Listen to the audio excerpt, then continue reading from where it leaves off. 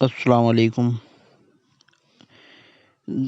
کفار قریش جن کے باپ بھائی بیٹے جنگ بدر میں قتل ہو چکے تھے، سب کے سب ابو سفیان کے پاس گئے۔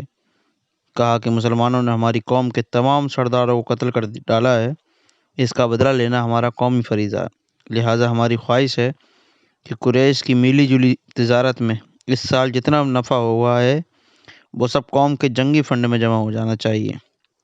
اس رقم سے بہترین ہتھیار خرید کر اپنی لشکری طاقت بہت جلد مضبوط کر لینی چاہیے۔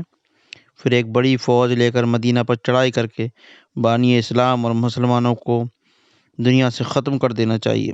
ابو سفیان نے خوشی خوشی قریش کی اس درخواست کو منظور کر لیا،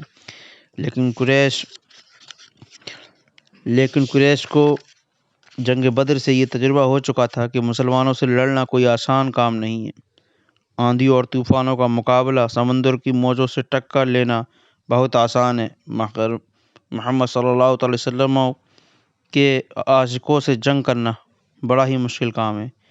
اس لیے انہوں نے اپنی جنگی طاقت میں بہت زیادہ بڑھاوا دینا بہت ضروری خیال کیا۔ چنانچہ ان لوگوں نے ہتھیاروں کی تیاری اور سامان جنگی کی تیاری میں پانی کی طرح رویہ بڑھانے کے ساتھ ساتھ پورے عرب میں جنگ کا جوش اور لڑائی کا بخار پھیلانے کے لیے بڑے بڑے شاعروں کا چناؤ کیا، جو اپنی آتش بیانی کے تمام قبائل عرب میں بدلے کی جوش کی آگ لگا دیتے۔ عمر جمحی اور مصافح یہ دونوں اپنی شاعری میں بے مثال اور آتش بیانی میں پوری عرب میں مشہور تھے۔ ان دونوں نے باقاعدہ دورہ کر کے تمام قبائل عرب میں ایسا جوش اور آگ پیدا کر دیا کہ بچہ بچہ خون کا بدلہ خون کا نعرہ لگاتے ہوئے مرنے اور مارنے پر تیار ہو گیا، جس کا نتیجہ یہ ہوا کہ بہت بڑی فوج تیار ہو گئی۔